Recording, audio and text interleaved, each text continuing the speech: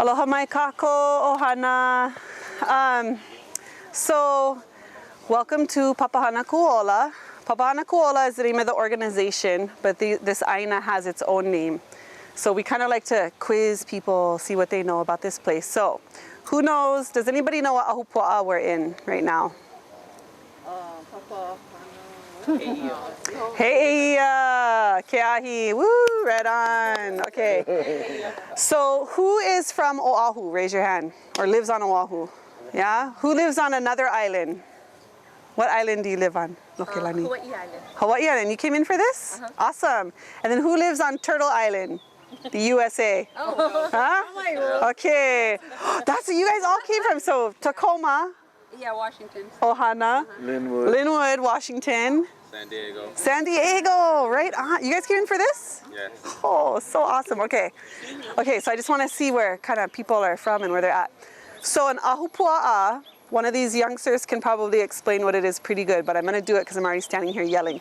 So an ahupua'a is a traditional land division that typically went from Mauka to Makai. Not always. From the mountain to the ocean, yeah?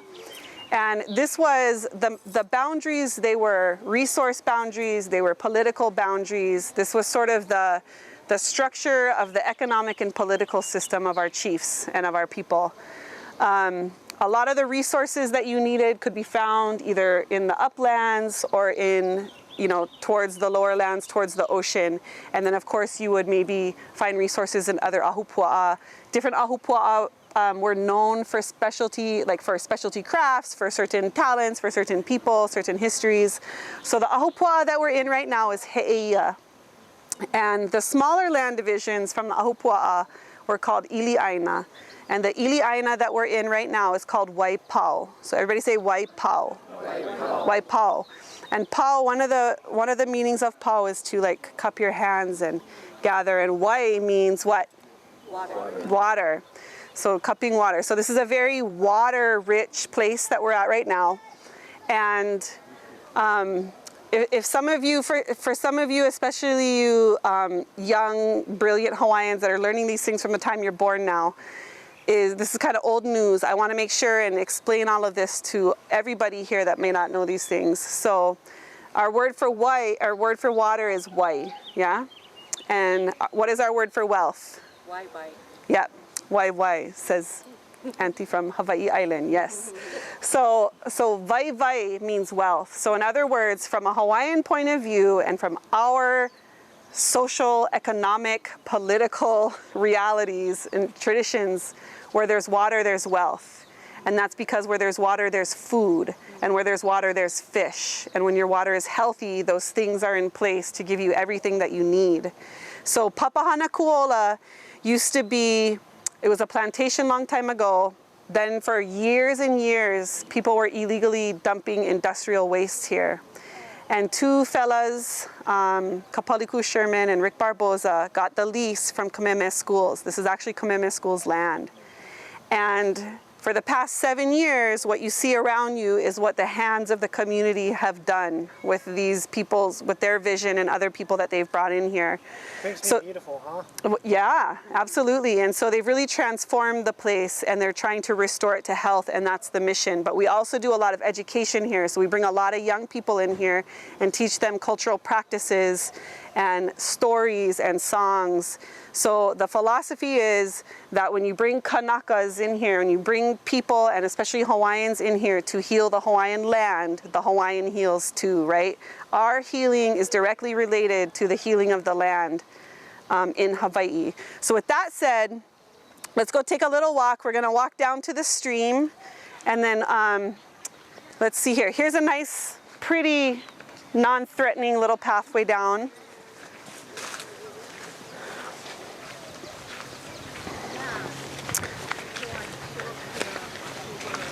The people that have cared for this place find it very important to restore this place to with native plants, yeah? So to bring back the plants. A lot of our native plants have had a hard time, surviving against a lot of the invasives that you see here. So these are sort of invasives, are outside plants that come in and just take all the water and overgrow the mountain and overgrow the land and kind of kill off the native plants. So this place is very much dedicated to native forest restoration, native stream restoration, and that means bringing in the native plants. So almost all of the plants that you'll see around here are native and they've been brought in.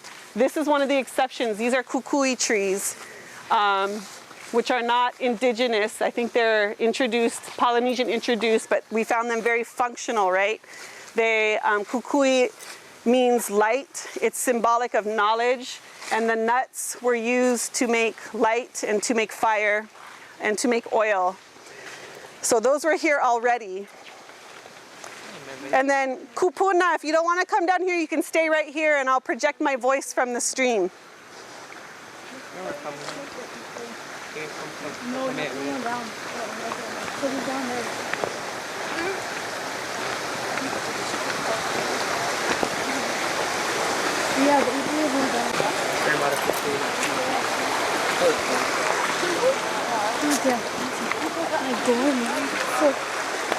You guys can cross if you want to.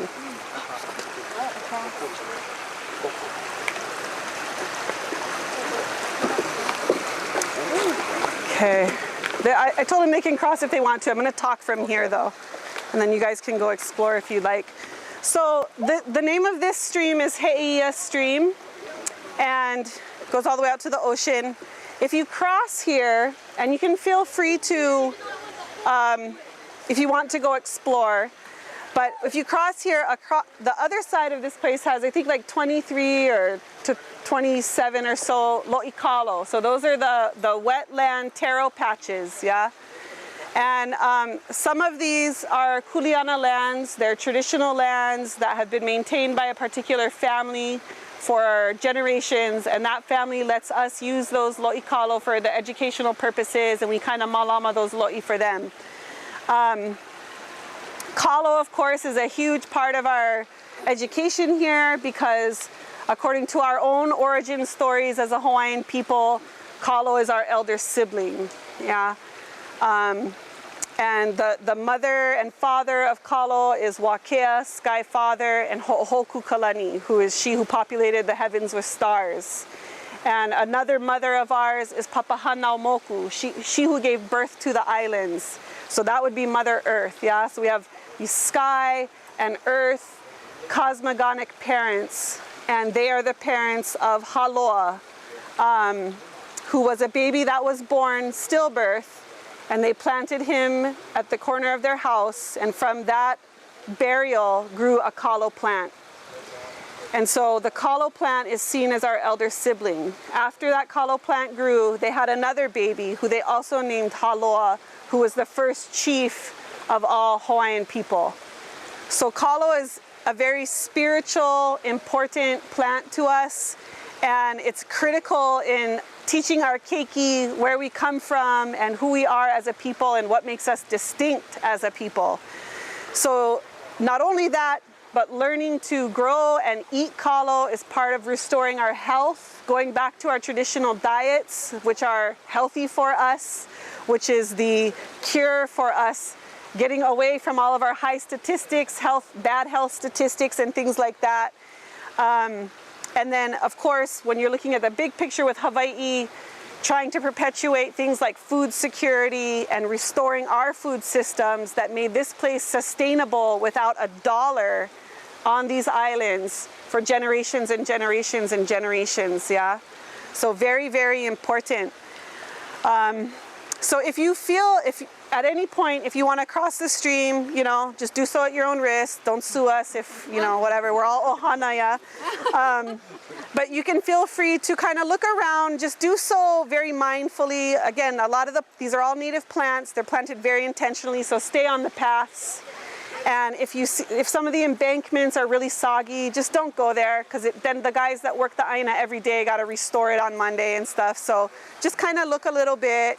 Say aloha to your elder brother when you see him out there, and then the hale is back there. So from here, we'll go on the back side of the hale, and I'll talk a little bit about what's over on that side, okay?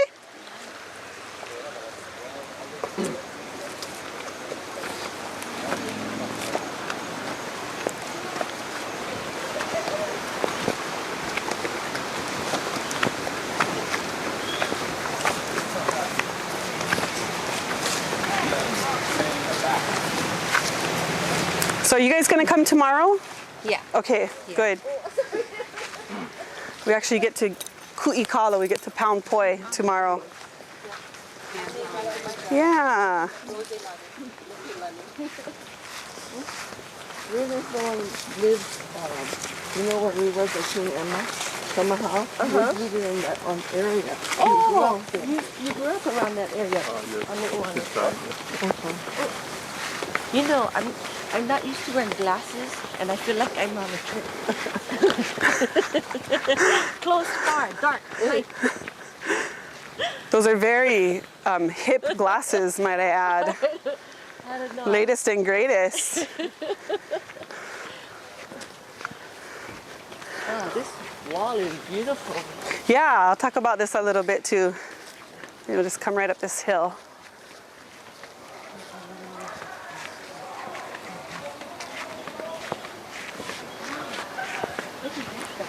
Yeah.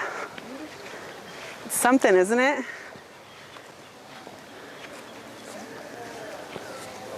So, some of us are really familiar with native plants, have intimate relationships with different native plants, and some of us, we're all still learning, but you'll see over here a lot of ava. So ava is a medicinal plant, and also for Hawaiians, it's a very ceremonious plant. For other Polynesian peoples, ava, you make a drink out of the ava root that has sort of an intoxicating effect. And for traditionally, a lot of our Polynesian cousins drink it very socially, yeah? But Hawaiians usually used it medicinally and ritualistically. But today we use it very socially. However, we still use it to have real serious discussions, to talk about things, to talk to each other about things we need to talk about. We often do it over ava, and then ava is still used very ceremoniously. If you look over here, this is a project that we did, that Papahana Kuaola did with folks in the community and with staff, and it's a heiau in the making. It's a heiau in training. Right now it's just a kahua, yeah, but we're able to learn and practice building this structure in a very traditional way. So you'll see that this rock wall here, what is different about this wall than what you might see some other rock walls anywhere? Yeah, it doesn't have cement, yeah. So this is a traditional dry stack. There's nothing gluing it together. It's just the craft and the art and skill of stacking it a particular way and with, in a particular order. So we do have some ahu that you can see over here. An ahu is a structure where you might leave offerings. It's a structure of worship and ritual. And some of our students that we've been doing summer programming with, they leave different offerings on these ahu at the end of the day, things that they've worked with. So this is not something we go run around or anything. It's not consecrated yet, but we still treat it with a lot of respect. And at some point it will be used a little bit more ritualistically to ho'omana, to give mana to our akuas, our gods, our kupunas, our ancestors, and especially to the akua that have kuleana over agriculture and the things that we're trying to grow here, okay? So that is that, and then up here,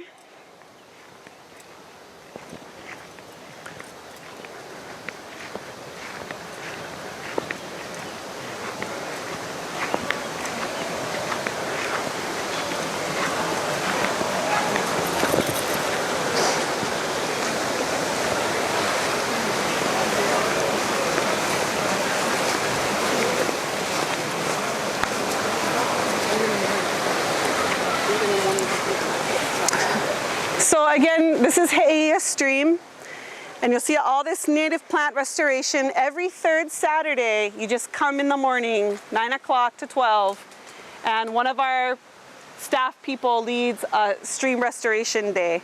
So you just come up here, you're gonna get in the stream, you're probably gonna weed, maybe do some plantings, just help bring the stream back to life.